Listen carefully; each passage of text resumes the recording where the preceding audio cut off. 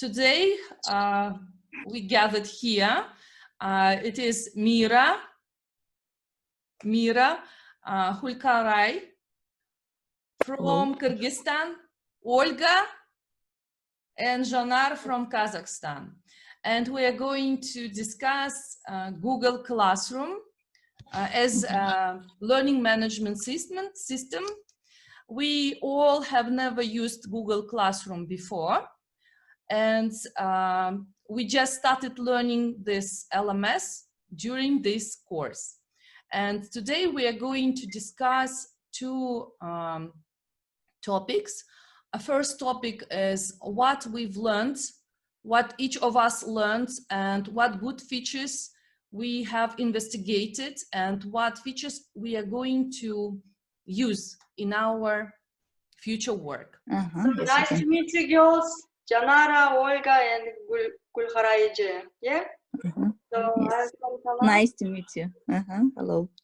Google Classroom, first time. Useful to use Google Classroom because it's very easy. Also, it's useful to write announcement for everybody. Yeah. I also would like to mention about Google Forms. It's very useful for teachers because it's really easy to check their. We will give them assignments, and it's really easy to check. We just need to put the deadlines for students. Hello, everyone.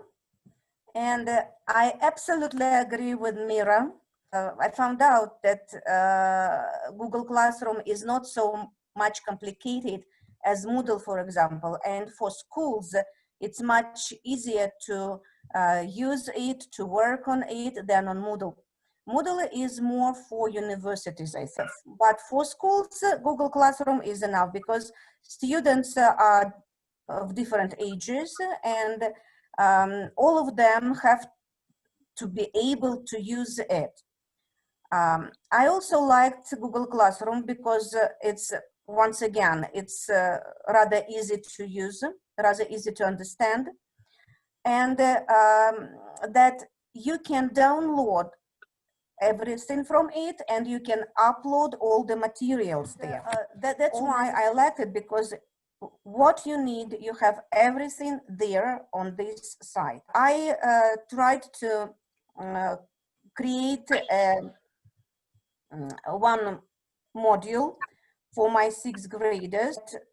A teacher has to organize his or her thinking, because offline teaching and even remote teaching and online teaching are absolutely different things.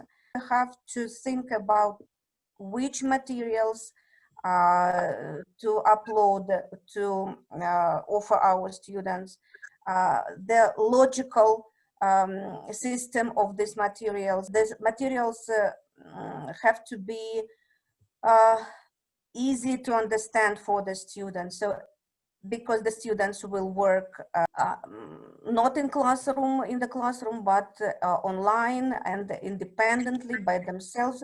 So all the materials must be understandable for students. Hulkaray, what can you tell about your findings? Okay, hello, everyone, dear colleagues. My congratulations on Kurban night. So, I tried to use Google Classroom in my teaching during the quarantine period, but my students didn't want, because they are from remote villages, and they all the time they told about connection, about internet, bad connection of internet. So I got information about Google Classroom, only theoretical part. I didn't practice Google Classroom. Read information about the Google Classroom. You can send homework. You can send all the tasks, download, upload to Google Classroom, and it's easy. In September, I tried to use Google Classroom. No, I didn't practice any activity, but 1 or twice I tried to use with my colleagues, teachers, when we had conference or some like seminars or trainings. Now it's a good chance for us during this period to learn new materials, new techniques. Yes. So now we are going to discuss our second topic. We all investigated into Google Classroom system, and we all encountered some issues, or maybe we have some lack of knowledge in some particular feature. So I would like to ask you, what exact features do you need help with? Also, I would like to investigate how to upload a Flipgrid video.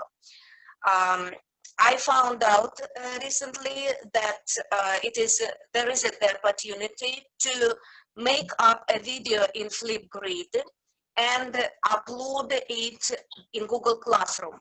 I think that it will be very useful for teachers and for the students to have our teachers' explanatory videos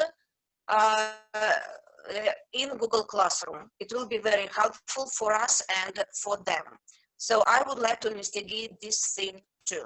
So as for me, I'm using, as I mentioned before, it's really first time for everybody, and I think I need more practice. All Google Forms, Google Docs, even Zoom, every application like this useful, because you know that online teaching, it's really difficult for some students, and we need just more practice.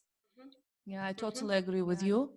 And we will have a lot of practice during fall. Yeah, and also I have one suggestion. Before starting this September, maybe teachers will practice to use these applications. Yeah. Yes.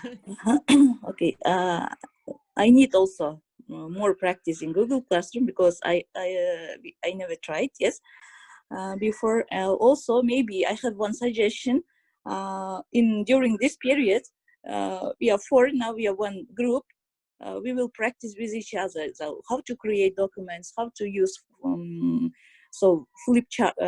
Flipgrid into the Google Classroom, and how to create Google Form, how to use Google Form. As for me, I really need some help with Google Forms.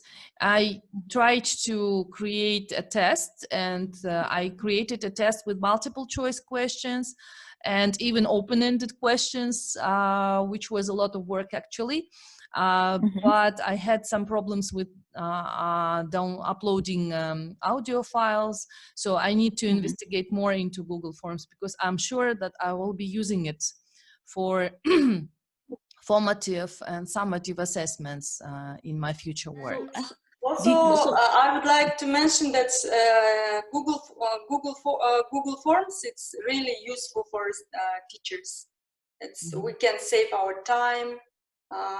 We can assess them immediately. Okay, dear colleagues, thank you very much for your time, and thank you very much for your sharing, for your knowledge and experience. Have a good day. Happy Kurbanite. Happy Kurbanite.